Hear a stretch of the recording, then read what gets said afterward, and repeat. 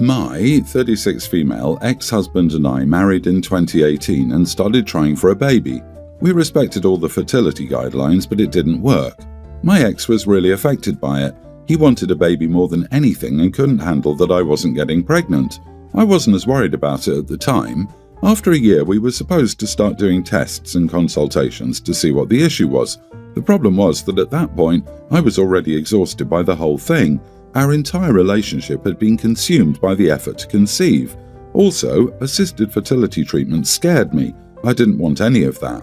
I asked for us to do couples counselling before moving forward with trying to have a baby. The conclusion we ultimately came to after almost a year of therapy was that I just didn't want to have a baby as much as him. I was also unwilling to undergo alternative methods if it came to that. We divorced in 2020 after a little more than 2 years of marriage and 4 years of relationship. The separation was not on bad terms, but it was painful for both of us, and we decided it would be better not to remain in contact after our divorce was finalised. That was the last time I talked to him. I moved on with my life, deciding I was never going to get married again, let alone have children. I started dating again after some time, but nothing serious until 2 years ago when I met James, 45 male. He had a story somewhat similar to mine. He married his first wife right after college, and they've been together for 15 years. They also struggled with infertility for years and ultimately decided against having a baby after she got diagnosed with cancer.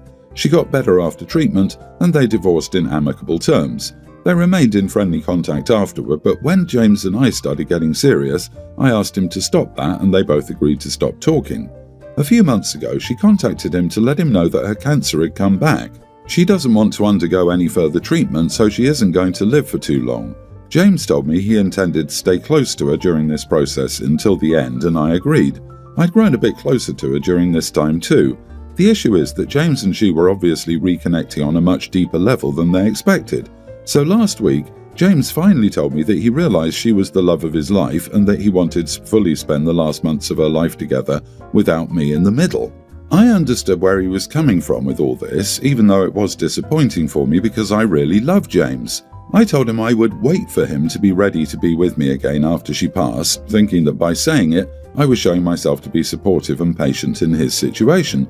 But James took it differently. He said that my saying I would wait for him came across as insensitive because it implied that I was anxiously waiting for her to die so I could have him to myself. This wasn't my intention at all. So, am I the idiot for telling my boyfriend I would wait for him after he chose to reconnect with his ex-wife who's terminally ill? Not the idiot. However, there won't be anything to wait for. When his partner dies, he won't be ready to date for several years after she passes. He might try to jump back into it, but he won't be healthy. He'll be angry and grief-stricken. Don't wait for someone who is choosing someone else. You're not a consolation prize. He's not the one. Please move on. Live your life and the right person will find you.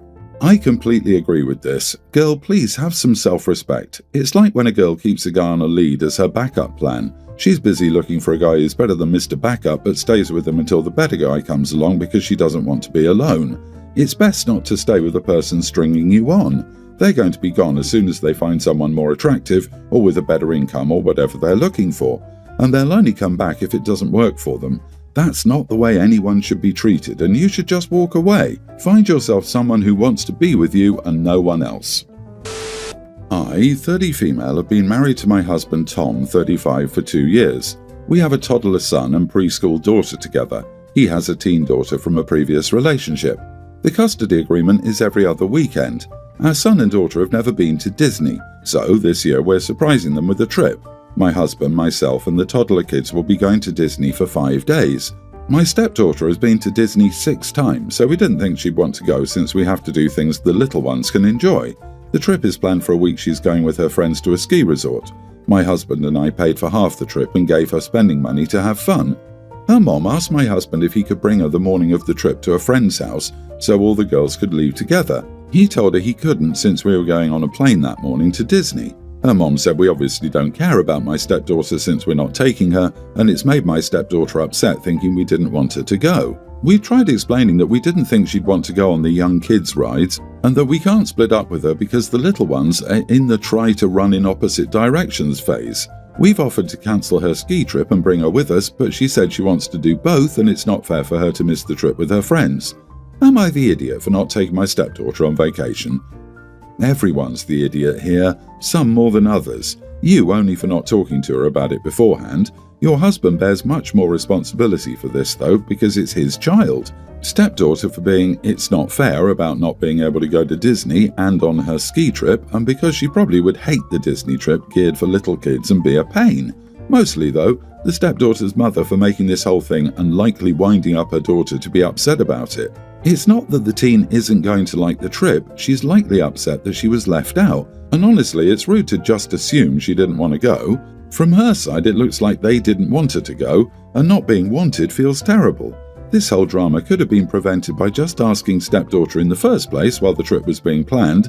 She might have passed on Disney of her own volition, and it would have been the same setup, just no hurt feelings. OP, you didn't think a teen would want to go to Disney? I call BS. You knew she would, otherwise you'd have asked or told her and checked your assumptions. You chose her without including her, even though she's part of the family. You keep saying it's a family vacation and you're missing part of that family. You are the idiot for not doing the incredible simple thing that could have prevented the whole thing, and now you're crawling here to be told you did fine.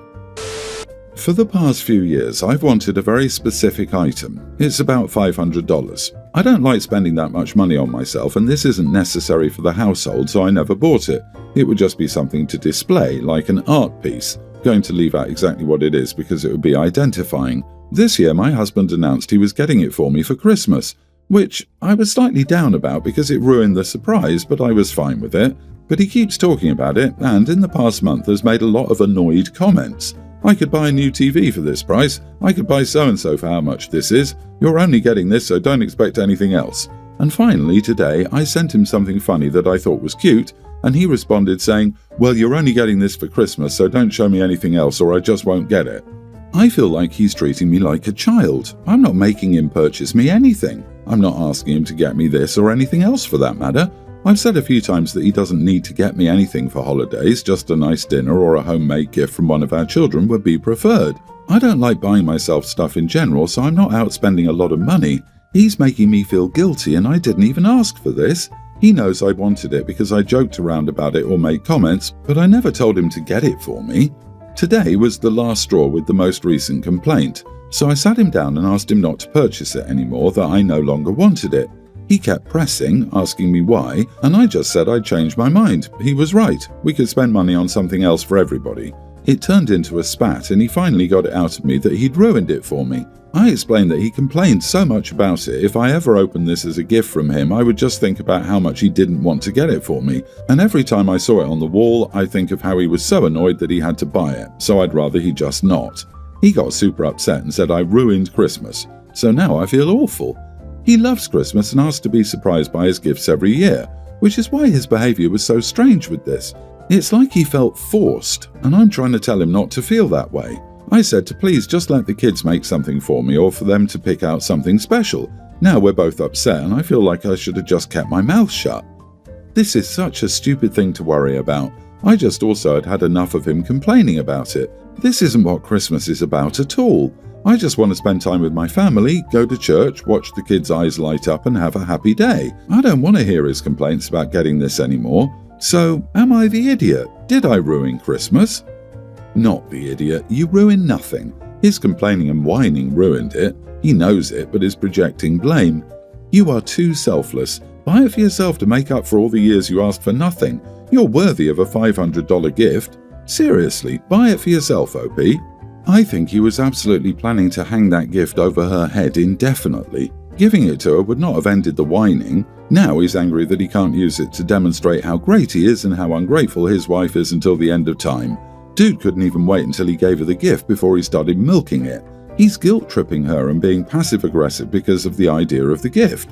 What an absolute idiot. Yeah, he got what he wanted. He doesn't have to buy this item, which he hated, for you. He harassed and badgered you till the item itself lost all value to you. The question is, does he exhibit this controlling behavior in other aspects of your life? Does he do this to your kids? Squash their passion so he can get his way? You do not have to answer that question here. It's more of a question to get you thinking about the quality of your relationship, his lack of respect for you, what your kids see from their perspective, and how it's influenced them.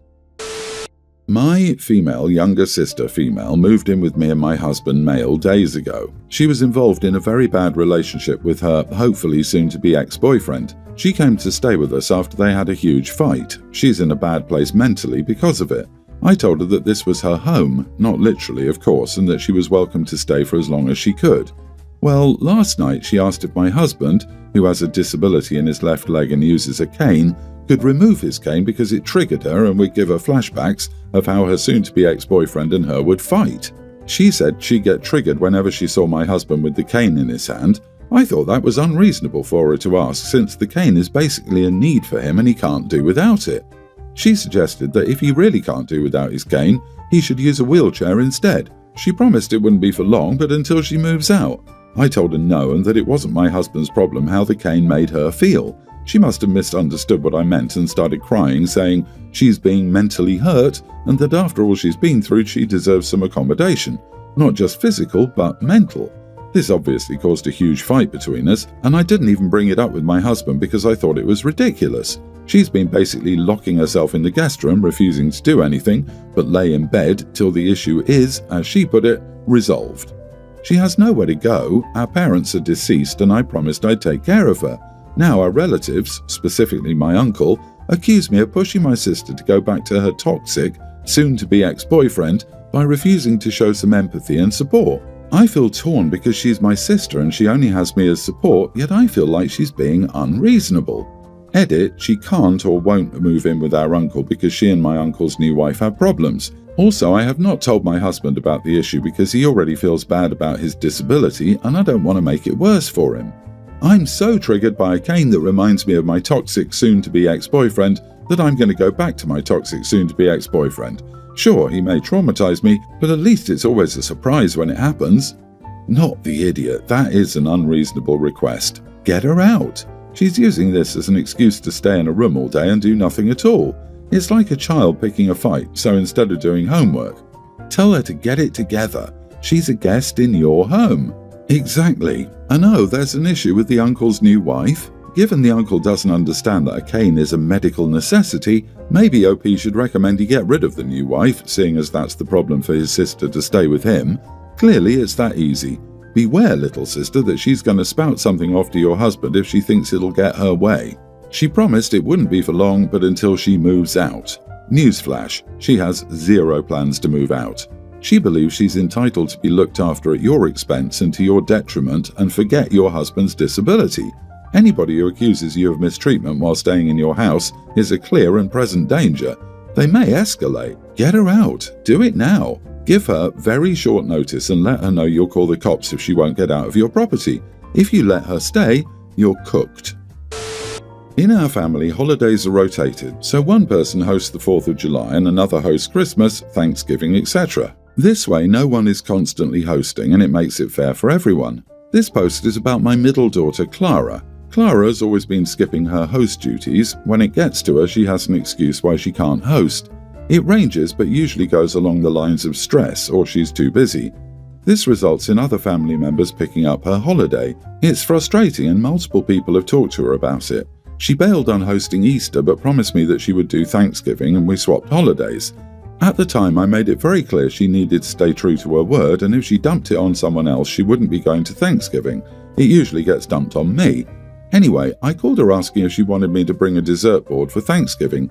She told me that she couldn't host because she's just moved into her home. She moved in 4 months ago, and it was too messy to host. I told her she could clean it since it was a few weeks away. She told me she can't. I know the other kids can't host it. Well, one could, but she's doing Christmas, and it's not fair at all for her. I informed everyone it would be at my place this year. I also informed everyone that Clara is not invited this year to Thanksgiving. Clara was angry when I told her that and we got into a huge argument. She thinks I'm a big idiot. My other kids are split. 2 of them are happy since they're tired of picking up her slack when this happens, while others think this is too far. Am I the idiot? Edit, I have asked and she claims she wants to host. We've asked her to bring things before, but she also doesn't do that. She sounds like my sister, with whom I happily have no contact. Clara is happy to show up if someone else is putting in the effort and feels entitled enough not to actually contribute. She sounds like, well, a self-entitled, lazy little brat. Sorry, I'm going with not the idiot. And I'll also applaud you for tossing up a boundary. But please try to maintain it. I've lived through this exact scenario for so long that I'm only grateful that I could draw a line in the sand and stand firmly behind it. To break it down to the most basic levels, pay to play, and if she isn't willing to contribute even as a guest, move on and please hold your ground. I think the concept of everyone has to host one large gathering is odd. My sister hates hosting people in her space, and I'd never want to make her do it just because it's considered fair. On the other hand, my brother and sister-in-law love hosting people and parties at their house. They usually do Christmas, Halloween and Easter and have everyone over. I couldn't imagine forcing her to take on duties that she hates and making her miserable or telling her not to come to our parties because I love her. Sure, I get stressed hosting too, but I'd rather have my sister celebrate with me than alienate her and still have to pick up the slack. I think I'm leaning toward you are the idiot because I don't think this should be such a forced procedure. Opie never said Clara was ostracized from holidays. She ditched Easter on the ground she was trading for Thanksgiving. Then she bailed on hosting Thanksgiving too. The person who had to pick up the slack this time is making her sit this one out. Christmas is only a few weeks away anyway. Clara may suffer from the knowledge that hosting is hard, and someone else will always shoulder the burden for her at the last minute. This may be the wake-up call she needs.